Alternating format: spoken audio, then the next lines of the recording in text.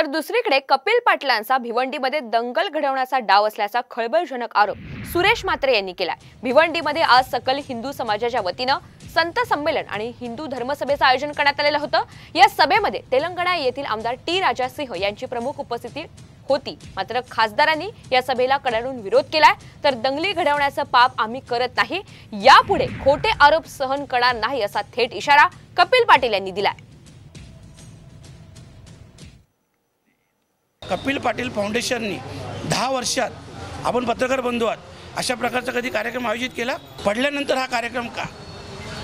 तुम्हाला या भिवंडीची शांतता भंग करायची आहे?